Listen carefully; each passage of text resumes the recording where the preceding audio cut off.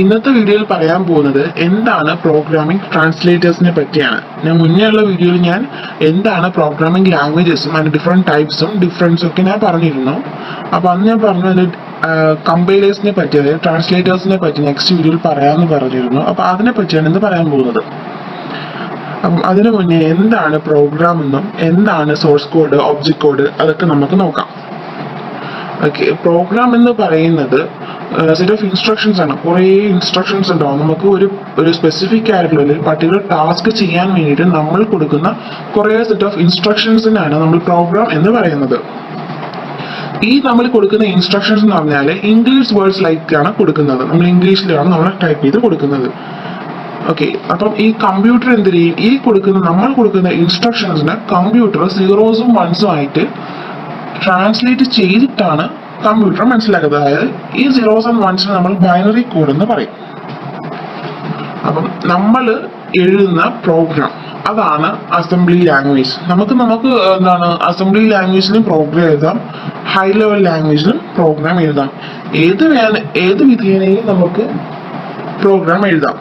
Okay, നമ്മൾ എഴുതുന്ന programme, the written programme, നമ്മൾ എഴുതുന്ന ഏത് പ്രോഗ്രാം ആണോ അതിന് നമുക്ക് സോഴ്സ് പ്രോഗ്രാം എന്ന് പറയും.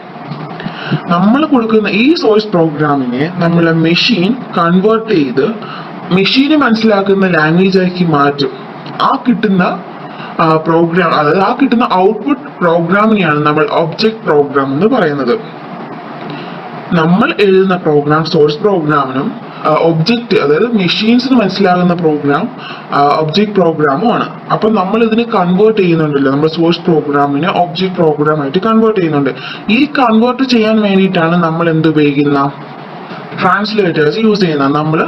നമ്മൾ കൊടുക്കുന്ന ലാംഗ്വേജ്, സോഴ്സ് ലാംഗ്വേജിനെ ഒബ്ജക്റ്റ് ലാംഗ്വേജ് ആയിട്ട്, ഒബ്ജക്റ്റ് കോഡായിട്ട് മാറ്റാൻ, ട്രാൻസ്ലേറ്റ് ചെയ്യാൻ വേണ്ടിയിട്ടാണ് നമ്മൾ ട്രാൻസ്ലേറ്റർ യൂസ് ചെയ്യുന്നത്.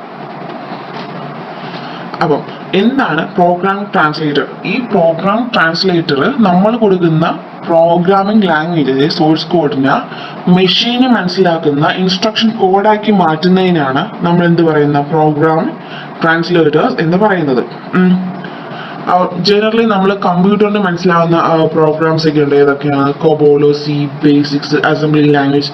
ഇതൊക്കെ നമ്മൾ എന്ത് ചെയ്യുന്ന അറിയാവോ? നമ്മൾ മെഷീൻ ലാംഗ്വേജിലോട്ട് ട്രാൻസ്ലേറ്റ് ചെയ്യണം. നമ്മൾ എക്സിക്യൂട്ട് ചെയ്യുന്നതിന് മുന്നേ നമ്മൾ ഇതൊക്കെ എന്ത് ചെയ്യണം? മെഷീന് മനസ്സിലാക്കുന്നതിന് വേണ്ടിയിട്ട് നമ്മൾ ട്രാൻസ്ലേറ്റ് ചെയ്യണം. അതിന് വേണ്ടി നമ്മൾ ട്രാൻസ്ലേറ്റർ യൂസ് ചെയ്യും. എന്താണ് പ്രോഗ്രാമിംഗ് ലാംഗ്വേജ് ട്രാൻസ്ലേറ്റേഴ്സ് എന്ന് പറയാം? മെയിൻ ആയിട്ട് നമുക്ക് 3 ഉണ്ട്: അസംബ്ലർ, കമ്പൈലർ, ഇന്റർപ്രറ്റർ. ഓക്കെ, എന്താണ് അസംബ്ലർ എന്ന് പറഞ്ഞ് നോക്കാം. അസംബ്ലർ എന്ന് പറയുന്നത് നമ്മൾ അസംബ്ലി ലാംഗ്വേജ് പ്രോഗ്രാമിനെ മെഷീൻ കോഡിലോട്ട് മാറ്റാൻ വേണ്ടി ഉപയോഗിക്കുന്ന ട്രാൻസ്ലേറ്റർ ആണ് അസംബ്ലർ എന്ന് പറയുന്ന ട്രാൻസ്ലേറ്റർ. ഓക്കെ, അസംബ്ലി ലാംഗ്വേജ് പ്രോഗ്രാമിനെ, അതായത് സോഴ്സ് കോഡിനെ നമ്മൾ മെഷീന് മനസ്സിലാക്കുന്ന മെഷീൻ ലാംഗ്വേജ്, അതല്ലെങ്കിൽ ഒബ്ജക്റ്റ് കോഡാക്കി മാറ്റാൻ വേണ്ടി ഉപയോഗിക്കുന്ന ഒരു ട്രാൻസ്ലേറ്റർ ആണ് അസംബ്ലർ എന്ന് പറയുന്നത്. നമ്മൾ കൊടുക്കുന്ന പ്രോഗ്രാം സോഴ്സ് പ്രോഗ്രാം ആണ്. അത് നമ്മൾ കൊടുക്കുന്ന ഇൻപുട്ട് ഏതായിരിക്കും? സോഴ്സ് പ്രോഗ്രാം ആണ് നമ്മൾ കൊടുക്കുന്ന ഇൻപുട്ട് അസംബ്ലി ലാംഗ്വേജിൽ ഉള്ളതായിരിക്കും. അസംബ്ലി ലാംഗ്വേജ് ഇൻസ്ട്രക്ഷൻസ് ഉള്ളതാണ് നമ്മൾ കൊടുക്കുന്ന ഇൻപുട്ട്. അത് നമ്മുടെ സിസ്റ്റം മനസ്സിലാക്കണമെങ്കിൽ നമുക്ക് എന്ത് ചെയ്യണം? ആ കിട്ടുന്ന പ്രോഗ്രാമിനെ, അതായത് നമ്മൾ കൊടുക്കുന്ന അസംബ്ലി ലാംഗ്വേജ് ഇൻസ്ട്രക്ഷൻ ആയ സോഴ്സ് പ്രോഗ്രാമിനെ നമ്മൾ അസംബ്ലർ ഉപയോഗിച്ച് നമ്മൾ മെഷീൻ കോഡ് അല്ലെങ്കിൽ ഒബ്ജക്റ്റ് കോഡായിട്ട് മാറ്റും. ഈ കോഡാക്കി മാറ്റാൻ ഉപയോഗിക്കുന്ന സാധനമാണ്, ട്രാൻസ്ലേറ്റർ ആണ് അസംബ്ലർ എന്ന് പറയുന്നത്. നമ്മൾ ഈ മെഷീൻ കോഡാക്കി മാറ്റിയാൽ മാത്രമേ ആർക്ക് മനസ്സിലാവത്തുള്ളൂ? കമ്പ്യൂട്ടറിന് അഥവാ മെഷീൻസിന് മനസ്സിലാവത്തുള്ളൂ. ഇതുകൊണ്ട് തന്നെ ഈ ഒരു പ്രൊസീജിയർ എന്ന് പറയുന്ന ടെഡിയസും അതിനൊക്കെ ഒരുപാട് ടൈം കൺസ്യൂമിങ് ആവുന്നതുമാണ്. രണ്ടാമത്തെ ട്രാൻസ്ലേറ്റർ ആണ് കമ്പൈലർ എന്ന് പറയുന്ന ട്രാൻസ്ലേറ്റർ. ഈ കമ്പൈലറിന്റെ ഡിഫറൻസ് എന്ന് പറഞ്ഞാൽ, ഈ കമ്പൈലർ നമ്മൾ കൊടുക്കുന്ന സോഴ്സ് പ്രോഗ്രാമിനെ കംപ്ലീറ്റ് ആയിട്ട് റീഡ് ചെയ്യും. നമ്മൾ ഈ കമ്പൈലറിന്റെ സ്ഥാനത്ത് വരുമ്പോൾ നമ്മൾ അസംബ്ലറിൽ വന്നപ്പോൾ നമ്മൾ അസംബ്ലി ലാംഗ്വേജ് ഇൻസ്ട്രക്ഷൻസ് ആണ് കൊടുത്തുകൊണ്ടിരുന്നത്. But in the case of compiler നമ്മൾ എങ്ങനെയാണ് പ്രോഗ്രാം എഴുതുന്നത്? നമ്മൾ സോഴ്സ് പ്രോഗ്രാം എഴുതുന്നത് ഹൈ ലെവൽ ലാംഗ്വേജ് ആയിട്ടാണ് നമ്മൾ സോഴ്സ് പ്രോഗ്രാം എഴുതുന്നത്. അതേപോലെ ഈ കമ്പൈലർ നമ്മൾ കൊടുക്കുന്ന സോഴ്സ് പ്രോഗ്രാമിനെ ഹോൾ ആയിട്ട് റീഡ് ചെയ്യും. അതായത് നമ്മൾ എത്ര സോഴ്സ് പ്രോഗ്രാം ഉണ്ടോ അത് മൊത്തത്തിൽ റീഡ് ചെയ്തതിന് ശേഷം മാത്രം എന്ത് ചെയ്തുള്ളൂ, ട്രാൻസ്ലേറ്റ് ചെയ്യത്തുള്ളൂ. അതാണ് നമ്മൾ കമ്പൈലർ ചെയ്യുന്ന ഡ്യൂട്ടി. അതായത് നമ്മൾ ഫോർ എക്സാമ്പിൾ ലാംഗ്വേജ് പറയുകയാണെങ്കിൽ C++, ഹാഷ്, ജാവ, ഇതൊക്കെ നമുക്കൊരു ഹൈ ലെവൽ ലാംഗ്വേജിന് എക്സാമ്പിൾ പറയാം. ഓക്കെ, കമ്പൈലർ എന്ന് പറഞ്ഞാൽ നമ്മൾ കൊടുക്കുന്ന സോഴ്സ് കോഡിനെ ട്രാൻസ്ലേറ്റ് ചെയ്യും, ഒബ്ജക്ട് കോഡായിട്ട് ട്രാൻസ്ലേറ്റ് ചെയ്യും. എങ്ങനെ സക്സസ്ഫുള്ളി ആയിട്ട് എപ്പോഴാണ് നമ്മൾ കൊടുക്കുന്ന പ്രോഗ്രാംസ് ട്രാൻസ്ലേറ്റ് ചെയ്യുമ്പോൾ ഒരു എറേഴ്സും ഇല്ല എന്നുണ്ടെങ്കിൽ മാത്രമേ നമുക്ക് ഒബ്ജക്ട് കോഡ് കിട്ടത്തുള്ളൂ. ഫ്രീ ഓഫ് എറേഴ്സ് ആയിരിക്കണം, എങ്കിൽ മാത്രമേ നമുക്ക് ഒബ്ജക്ട് കോഡ് കിട്ടത്തുള്ളൂ. അല്ല അറ്റ് ദ ടൈം ഓഫ് നമ്മൾ കമ്പയർ ചെയ്യുന്ന സമയത്ത് എറേഴ്സ് എന്തെങ്കിലും ഉണ്ടായി കഴിഞ്ഞാൽ, ഏതെങ്കിലും ലൈനിൽ എറേഴ്സ് എന്തെങ്കിലും ഉണ്ടായി കഴിഞ്ഞാൽ അത് നമുക്ക് എന്ത് ചെയ്തില്ല, നമുക്ക് റിസൾട്ട് തരത്തില്ല, ഒബ്ജക്ട് കോഡ് തരത്തില്ല. ഓക്കെ, നമുക്ക് എപ്പോഴാണ് എറേഴ്സ് ഉണ്ടെങ്കിൽ ആ എറേഴ്സ് നമ്മൾ റിമൂവ് ചെയ്തതിന് ശേഷം മാത്രമേ നമുക്ക് നമ്മുടെ കമ്പൈലർ എന്താ ചെയ്യുള്ളൂ, നമുക്ക് കറക്റ്റ് ആയിട്ടുള്ള ഒരു ഔട്ട്പുട്ട് നമുക്ക് തരത്തുള്ളൂ. അപ്പൊ നമ്മൾ കൊടുക്കുന്ന സോഴ്സ് പ്രോഗ്രാം അതായത് ഹൈ ലെവൽ ലാംഗ്വേജിനെ കമ്പൈലർ മെഷീൻ ലാംഗ്വേജ് അതായത് ഒബ്ജക്ട് കോഡായിട്ട് മാറ്റും. ഇതാണ് കമ്പൈലറിന്റെ ഡ്യൂട്ടി. ഇന്നത്തെ ട്രാൻസ്ലേറ്റർ ആണ് ഇന്റർപ്രറ്റർ എന്ന് പറഞ്ഞാൽ. ഇന്റർപ്രറ്ററും നമ്മുടെ കമ്പൈലറും ഏകദേശം സെയിം ആണ്. അതായത് ഹൈ ലെവൽ ലാംഗ്വേജിനെ തന്നെയാണ് ഇത് മെഷീൻ ലാംഗ്വേജിലോട്ട് മാറ്റുന്നത്. പക്ഷെ ഡിഫറൻസ് എന്ന് പറഞ്ഞാൽ ഈ കമ്പൈലറിന്റെ കേസിൽ വരുമ്പോൾ അത് ഹോൾ പ്രോഗ്രാം മൊത്തത്തിലാണ്, ഒരു പ്രോഗ്രാം മൊത്തത്തിലാണ് ഇത് കമ്പൈൽ ചെയ്യുന്നത്. അപ്പോൾ എറേഴ്സ് ഉണ്ടെങ്കിൽ ലാസ്റ്റ് ആണ് എറേഴ്സ് ഡിസ്പ്ലേ ചെയ്ത് കാണിക്കുന്നത്.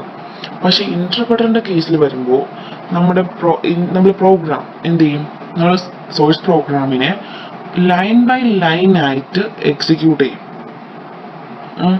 ഒരു ലൈൻ എക്സിക്യൂട്ട് ചെയ്ത് നമുക്ക് ഇന്റർപ്രറ്റ് ചെയ്ത് നമുക്ക് അതിന്റെ റിസൾട്ട് തന്നതിന് ശേഷം മാത്രമേ നെക്സ്റ്റ് ലെവലിലോട്ട് പോകത്തുള്ളൂ. അപ്പം അതിന്റെ പ്ലസ് പോയിന്റ് എന്ന് പറഞ്ഞാൽ ഇപ്പൊ ഏതെങ്കിലും ഒരു എറർ, ഏതെങ്കിലും ഒരു ലൈനിൽ എക്സിക്യൂട്ട് ചെയ്തപ്പോൾ എറർ സംഭവിച്ചു. അപ്പൊ എന്ത് ചെയ്യും, ആ ലൈനിൽ എറർ ഉണ്ടെന്ന് നമുക്ക് എന്ത് ചെയ്യും, ഇൻഫോം ചെയ്യും.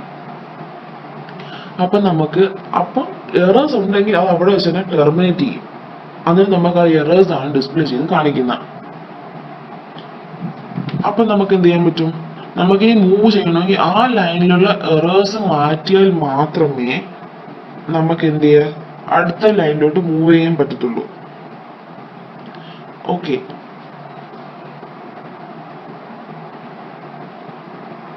പിന്നെ ഒരു എക്സാമ്പിൾ എന്ന് പറഞ്ഞാൽ പേള്, പൈതൺ, മാത്ലാബ്, ഇതൊക്കെ ഇതിന്റെ എക്സാമ്പിൾ ആയിട്ട് നമുക്ക് പറയാൻ പറ്റും. ഇതൊക്കെ പ്രോഗ്രാമിംഗ് ലാംഗ്വേജസ് ആണ്. പിന്നെ ഇന്റർപ്രറ്റർ എന്ന് പറഞ്ഞാൽ നമ്മൾ കൊടുക്കുന്ന ഇൻസ്ട്രക്ഷൻസിനെ എന്ത് ചെയ്യാൻ പറ്റും, അത് ഡയറക്ട്ലി എക്സിക്യൂട്ട് ചെയ്യും.